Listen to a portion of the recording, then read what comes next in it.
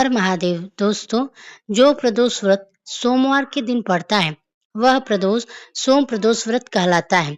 सोमवार भगवान शिव का दिन माना जाता है, अतः इस दिन प्रदोष व्रत होने से उसकी महत्ता और भी अधिक बढ़ जाती है। तो आज सुनिए सोम प्रदोष व्रत की कथा। एक नगर में एक ब्राह्मणी रहती थी। उसके पति का स्वर्गवास हो चुका था। उसका अब कोई आश्रयदाता नहीं था, इसलिए प्रातः होते ही वह अपने पुत्र के साथ भीख मांगने निकल पड़ते थे।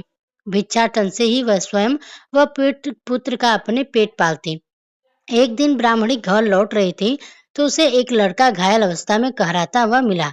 ब्राह्मणी दयावश उसे अपने घर ले आई। वह लड़का विदर्भ का राजकुमार था। शत्रु सैनिकों ने उसके राज्य पर आक्रमण कर दिया। उसके पिता को बंदी बना लिया था और राज्य पर नियंत्रण कर लिया था, इसलिए वह मारा मारा फिर रहा था। राजकुमार ब्राह्मण पुत्र के साथ ब्राह्मणी के घर रहने लगा। एक दिन अंशुमति नामक एक गंधर्व कन्या ने राजकुमार को देखा और उस पर मोहित हो गई। अगले दिन अंशुमति अपने माता पिता को राजकुमार से मिलाने लाई। उन्हें भी राजकुमार भा गया।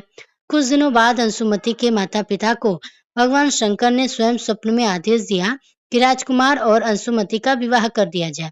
उन्होंने वैसा ही किया। ब्राह्मणी प्रदोष व्रत करती थी। उसे व्रत के प्रभाव से और गंधर्व व्रत की सेना की सहायता से राजकुमार ने विदर्भ से शस्त्रों को खदेड़ दिया और पिता के राज्य को पुनः प्राप्त कर लिया। आनंद पूर्वक रहने लगा। राजकुमार ने ब्राह्मण पुत्र को अपना प्रधानमंत्री बनाया। ब्राह्मणी के प्रदोष व्रत के महात्म्य से जैसे राजकुमार और ब्राह्मण पुत्र के दिन फिरे, वैसे ही शंकर भगवान अपने अन्य सभी भक्तों के दिन फिरते हैं।